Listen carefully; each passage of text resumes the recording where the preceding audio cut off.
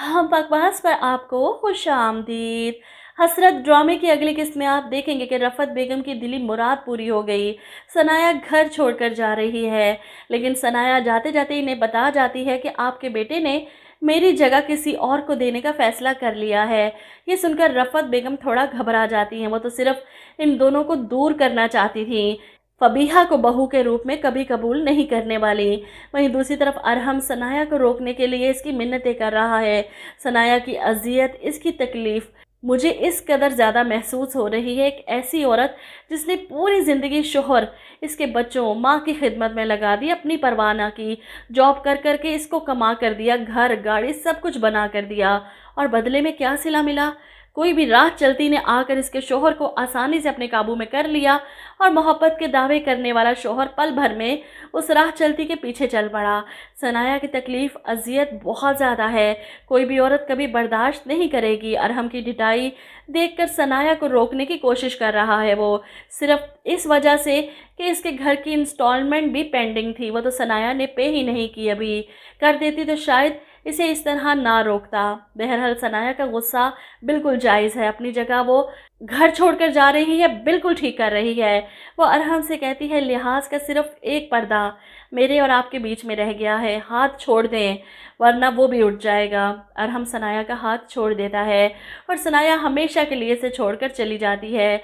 ऐसे में रफ़त बेगम अरहम से पूछती हैं, ये सनाया क्या कह कर गई है, किसको देने जा रहे हो इसकी जगह? जिस पर अरहम बताता है, अपनी माँ के सामने एतराफ़ करता है, जब जब फ़बीहा के करीब हुआ हूँ मैं फ़बीहा को खुद से दूर नहीं कर सका, इससे मोहब्बत करता हूँ। माँ हैरान परेशान, एक मोहब्बत का भूत बेटे के सर से उतारा है तो दूसरा सर चढ़कर बोलने लगा। ये दूसरी तरफ फ़बीहा थप्पड़ खाने के बाद, घर से निकाले जाने के बाद गुस्से में अपने घर वापस आती है। इसे इस तरह देखकर फ़रहीन सवाल करती है, ये किस टाइम तुम वापस आ गई हो? अभी थोड़ी देर पहले तो गई थी काम पर, क्या हुआ?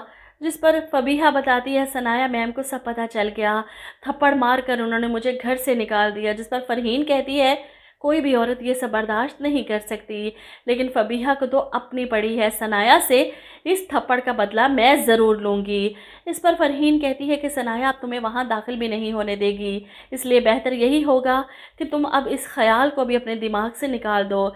लेकिन फ़बीहा ने तो ठान ली है कि सनाया से इस थप्पड़ का बदला ज़रूर लेगी, किसी सूरत पीछे नहीं हटूंगी, अरहम को हासिल करके दिखाऊंगी, इनसे छीन लूँगी। इधर हमज़ा से इससे बात करने घर आता है।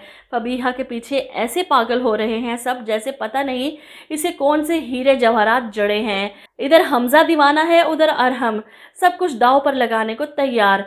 हमज़ा फ़बीहा से कहता है, मैं मोहब्बत करता हूँ तुमसे, तुम्हारे बगैर नहीं रह सकता। वो इसे धुतकार देती है, हमज़ा मोहब्बत उन लोगों से की जाती है जिनकी कोई हैसियत हो, तुम्हारी क्या औकात है? हमज़ा की मोहब्बत को ठुकराने वाली खुद भी सारी ज़िंदगी मोहब्बत के लिए तरसेगी।